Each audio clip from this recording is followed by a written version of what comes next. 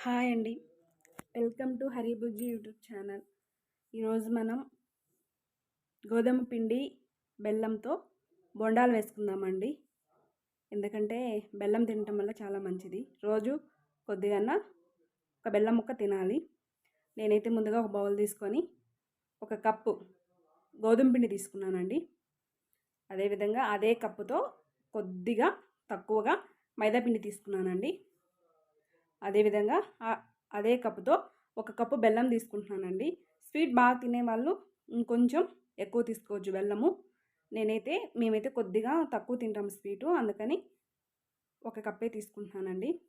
ముందుగా నేను ఈ బెల్లాన్ని ఒక బౌల్లో వేసుకొని వాటర్ వేసుకొని నానబెట్టుకుంటున్నానండి. అంతలోపల ఈ పిండిలో కొద్దిగా సాల్ట్ వేసుకుంటున్నానండి. అదేవిధంగా కొద్దిగా వంట సోడా వేసుకుంటున్నాను. ఈ వంట సోడా వేసుకోవటం వల్ల బోండాలు బాగా పొంగుతాయి, ప్లస్ ఏమవుతుందంటే మెత్తగా ఉంటాయి. అందుకని ఇప్పుడు ఒక స్ట్రైనర్ తీసుకొని ఆ బెల్లం వడగట్టుకుంటున్నానండి. ఎందుకంటే ఆ బెల్లంలో ఏదన్నా చెత్త ఇదేమన్నా ఉంటుందేమో అని నేనైతే స్ట్రైనర్తో వడగట్టుకుంటున్నాను. ఇప్పుడు కొంచెం కొంచెం ఆ బెల్లం వాటర్ వేసుకొని ఈ పిండి అంతా కలుపుకుంటున్నానండి. కొద్దిగా వేసుకుంటున్నాను.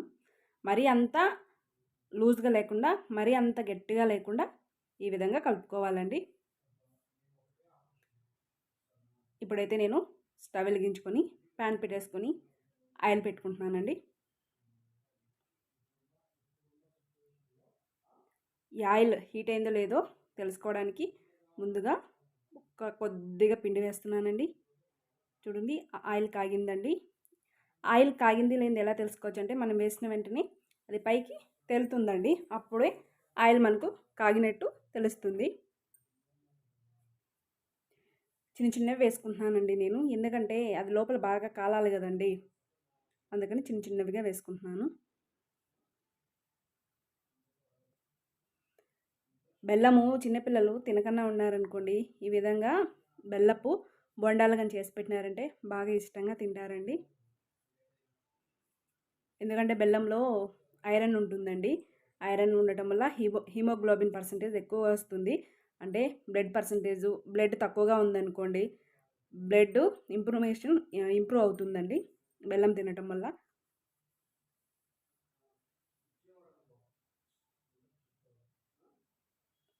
ఎందుకంటే నేను స్టవ్ సిమ్లో పెట్టుకుంటున్నానండి, ఎందుకంటే అవి బాగా కాలాలి కదా. విధంగా తిప్పుకుంటూ ఉండాలండి, రెండు పక్కల కాల్చుకోవాలి.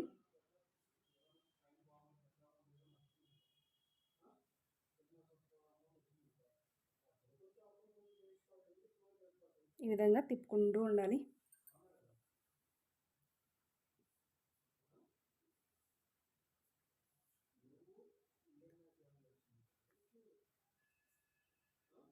తిప్పుకుందామండి, ఈ విధంగా కాల్చుకోవాలి. బాగా కాలేయండి, చూడండి ఈ విధంగా కాల్చుకోవాలి. ఇప్పుడు వీటిని తీసుకొని వేరే బౌల్లో వేసుకుంటున్నానండి నేనైతే. అంతేనండి, గోధుమ పిండి బెల్లంతో ఈజీగా బొండాలు చేసుకోవచ్చు. మీకు ఈ వీడియో నచ్చినట్లయితే ప్లీజ్ షేర్ చేయండి, లైక్ చేయండి, సబ్స్క్రైబ్ చేయండి. మీకు ఈ వీడియో నచ్చినట్లయితే మీరు కూడా గోధుమ పిండి బెల్లంతో బొండాలు ట్రై చేయండి. మీకు ఎలా ఉన్నాయో నాకు కామెంట్లో చెప్పండి. ఓకే, థ్యాంక్స్ ఫర్ వాచింగ్ అండి.